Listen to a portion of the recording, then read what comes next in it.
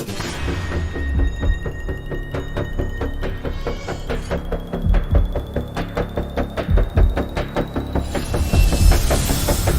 Vuitton is the most valuable luxury fashion brand in the world. Its CEO, Bernard Arnault, is also the second wealthiest man on the planet with a net worth of around $180 billion. Looking at the success of today, you would never guess that the company was started by a man who was homeless during his teenage years, had no education, and slept in a forest. Louis Vuitton is a true rags to riches story, but the company would also be subject of a hostile takeover, countless lawsuits, and a host of other controversies. This is the insane story of Louis Vuitton and how a tiny family business evolved into one of the most powerful brands in the world.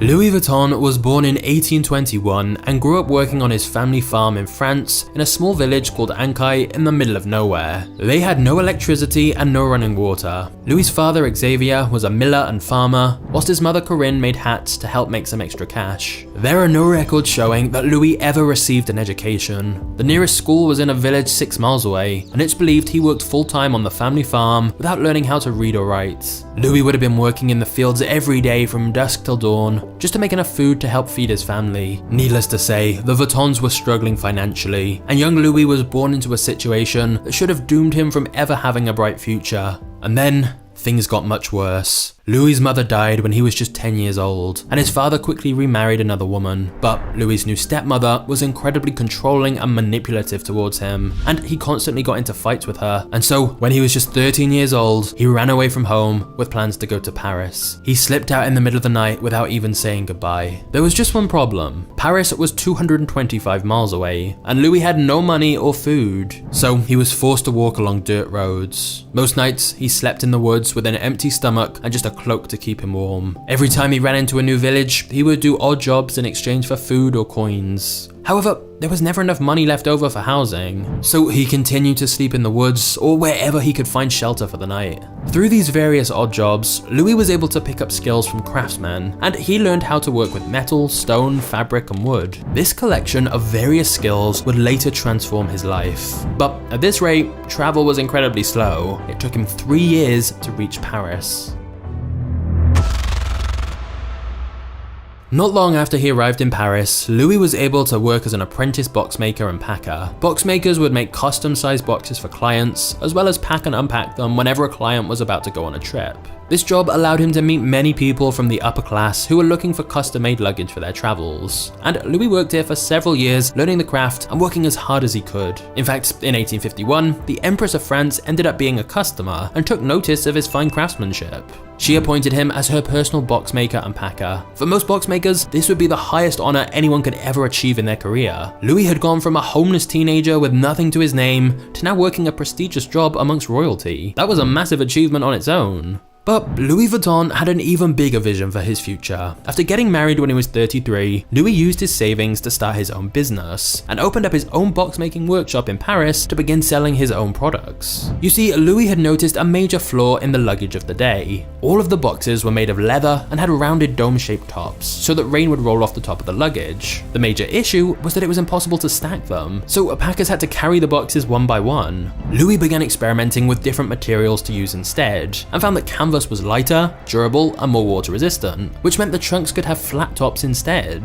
This made everything more efficient, as it was now possible to stack them up in a pile and pack multiple trunks at the same time, and they were also more compact. Louis' new suitcase design brought on the dawn of modern-day luggage. At this point, Louis had already built up his professional reputation as well as connections to the upper class, so once he launched his new line of luggage, it was immediately a huge success. He even created a Louis Vuitton catalog so that customers could look at products that he had available and have them made before sending it to their homes. Within 2 years of creating his new suitcases, they were considered an elegant and must-have accessory amongst the wealthy, as it became a status symbol, and the brand had become so popular that he was receiving orders from around the world. He even began receiving orders from royals as far away as Egypt. In 1859, Louis made enough profit to hire a team of craftsmen to help fulfill his orders. He opened a new workshop outside of Paris where he hired 20 employees. Around that time, more and more people were beginning to travel by train and boat, so the number of his potential customers increased exponentially. Traveling was no longer a hobby exclusive to the rich. People from all walks of life were now in need of high quality luggage. It would seem as though Louis had made it and would go on to succeed for the rest of his life. Unfortunately, that was not the case. France was heading to war,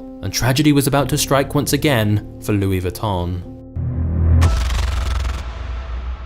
In 1870, when Louis was 49 years old, the Franco-Prussian War broke out. Louis had to flee his home and live in a cramped shelter with thousands of others. Food supplies were extremely low, and he feared for his life. When Louis could finally return to his shop in 1871, everything was destroyed. Windows were smashed, equipment was stolen, and he had lost everything he'd worked so hard for. But instead of giving up, he decided to use his savings to rebuild the business, and vowed that it would be even better than it was before. With so many people displaced from the war, there were far more empty shops available for rent throughout the city. So Louis Vuitton took advantage of this by opening his new shop in a much more wealthy, aristocratic location in Paris. It was perfect, because it was right next to the railway station and the Grand Hotel, so travelers who needed new luggage didn't need to go far to find the Louis Vuitton store. By 1872, he came out with a brand new design, luggage made out of a beige canvas with stripes. This became incredibly popular, and people loved showing off the modern style. Many other brands tried to copy his style, but his bags were such ridiculously high quality that customers still preferred a true Louis Vuitton bag.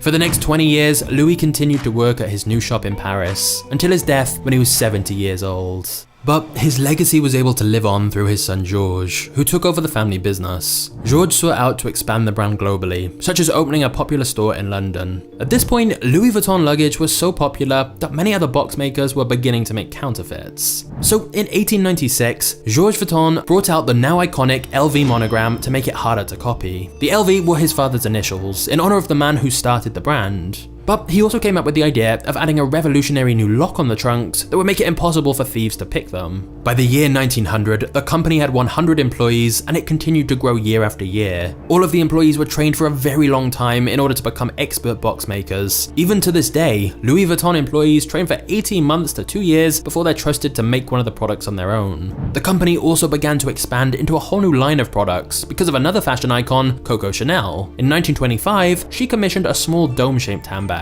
At first, this was a design that she personally came up with, and it was just for her. However, it would go on to be mass-produced, and it was given the name Alma. This was massively successful, so Louis Vuitton decided to make more small leather bags like the Keepall, Speedy, and No. Before Louis Vuitton, handbags were often seen as quite inelegant and bulky, but the company played a big role in them being seen as much more fashionable. Georges Vuitton died in 1936, and the company was then passed over to his son, Gaston Louis. However, Gaston took over the company at a very difficult time, because in just a few years, France was once again heading to war. During World War II, contracts were cancelled, and Gaston was forced to shut down the Louis Vuitton factory. Paris was under siege again. The only way Gaston Vuitton could save the business was to collaborate with Nazi Germany. An author named Stephanie Bonvinci wrote a book called Louis Vuitton, A French Saga. During her research of the company archives, she asked if she could see records from World War II. Almost immediately, the representatives from the company tried to avoid showing her the information. They claimed that all of the documents from 1930 to 1945 were destroyed in a fire. But after doing a lot of digging into other historic documents, Stephanie discovered that Louis Vuitton was able to open a glamorous ground floor shopfront in the Hotel de Parc throughout the Nazi regime, as they collaborated with them.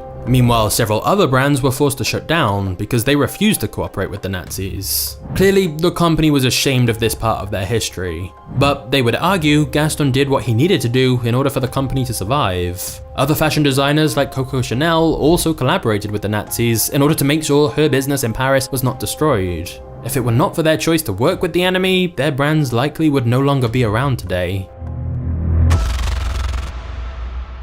When Gaston passed away in 1970, his son-in-law Henri Racamire took over managing the Louis Vuitton brand. So we're now onto the 4th generation. But unlike his ancestors, Henri already had a lot of business experience from a company he'd run before. So when he took over Louis Vuitton, he was able to elevate the brand to a whole new level. Henri began making major changes to the Louis Vuitton brand in order to grow it from a family-owned company to the massive corporation that it is today. He switched Louis Vuitton's business model from wholesale to retail. By 1978, he'd expanded Louis Vuitton into many other countries, including Japan. And over the course of 6 years, and accounting for modern inflation, sales went from $20 million to $260 million.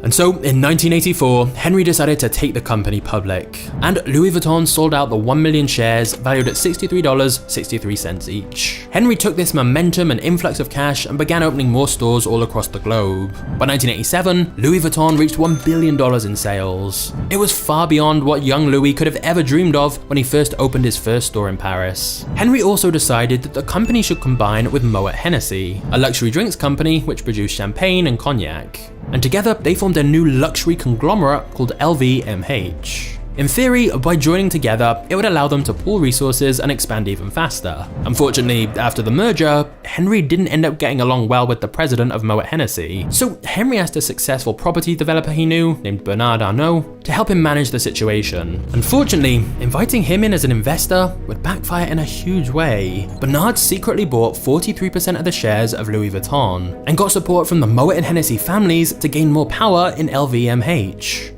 Henry felt he'd been betrayed by the man he'd brought in to help him, and so took Bernard to court, demanding that he should no longer have the majority stake in Louis Vuitton. But the courts ultimately sided with Bernard. Henry was so angry about being backstabbed by his friend that he decided to quit working for Louis Vuitton completely. Now, for the first time in nearly 100 years, no one from the Vuitton family was involved with the brand. After all of this drama of Bernard's hostile takeover, sales of Louis Vuitton began to crash. Journalists were no longer covering the brand, and for a while, it looked as though the company might fail. However, Bernard knew how to turn the fortune of the company around. Louis Vuitton was able to make a comeback when it began to collaborate with several fashion designers during its 100th anniversary collection. Big names like Vivienne Westwood and Isaac Mizrahi all created their own take on the iconic LV monogram logo. They created products that customers had never seen before, and people were once again trying to get their hands on a Louis Vuitton bag. Ultimately, Bernard's investment in Louis Vuitton paid off in a massive way. He is now the CEO of LVMH, and in 2021, Forbes officially dubbed him the richest man in the world with a net worth of over $180 billion. Now, of course, as stock prices move, these rich list rankings change, but he's almost always in the top 5 richest people in the world. However, out of the wealthiest people, like Bezos, Musk, Gates, Buffett, Bernard Arnault is definitely the least known, as he prefers to stay out of the spotlight. What we do know is he has such a ruthless reputation in business. He is known as the Wolf in Cashmere, which is why today LVMH has over 70 different brands it owns through all of the acquisitions and mergers Bernard has pulled off. This one company owns so many of the most luxurious brands in the world, and yet it all started with a broke, homeless teenager. In the modern world, Louis Vuitton continued to expand its brand with new colourful styles that resonated with a younger audience. In 1997, Marc Jacobs became the creative director. He designed the first ready-to-wear line and also created the popular monogram Vernus line of handbags. Marc Jacobs also expanded LV into watches, jewellery and sunglasses, although he eventually would move on from Louis Vuitton and come out with his own line of clothing and accessories. Of course, the company is not without its issues. Louis Vuitton has an entire team of lawyers searching for copyright infringement, and they don't hesitate to sue someone if they believe that they're copying the brand logo. They've even sued Google for search results and advertisements, leading people to fake bags. Google won the case though, arguing they can't control what their users put on the internet. Louis Vuitton has also gone on to collaborate with brands like Supreme, which expanded their demographic like never before. Believe it or not though, Louis Vuitton actually sued Supreme as well for copying their logo, until they realized how profitable a collaboration would be. Now, Louis Vuitton Supreme items resell for a small fortune. For example, the leather trunk is on sale for $125,000. Or even an LV Supreme hoodie is over $5,000. Of course, the counterfeit problem Louis Vuitton had since the early days of the business is still an issue for the brand today. They estimate that every year they lose hundreds of millions of dollars to counterfeit versions of their products. However, even after being in business for 168 years, they don't seem to be slowing down anytime soon. Louis Vuitton continues to be a brand that many people aspire to wear, and it's a staple among the rich and famous. Currently, they are the #1 fashion brand in the entire world, valued at $39 billion. With more than 400 stores, you can find a Louis Vuitton in nearly every major city around the globe. But what do you think of Louis Vuitton? Do you think it's overpriced by all the hype, or do you feel that the quality of the products justifies the massive price tag? Comment below. Thank you for watching. Subscribe and stay tuned for the upcoming videos.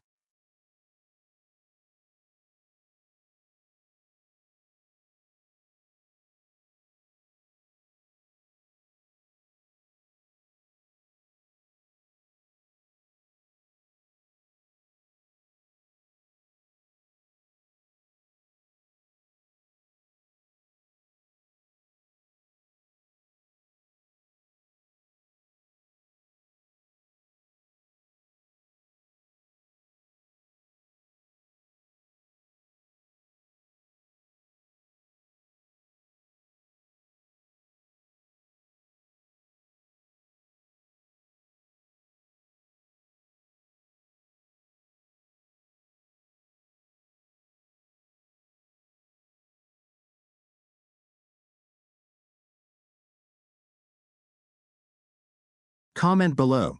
Thank you for watching. We hope you enjoyed this journey with us. If you love luxury and iconic craftsmanship, you won't want to miss our next vlog, a deep dive into the world of Rolls-Royce. Get ready for elegance, power, and pure automotive excellence. Hit that subscribe button and turn on notifications so you don't miss it. See you in the next one. Stay tuned.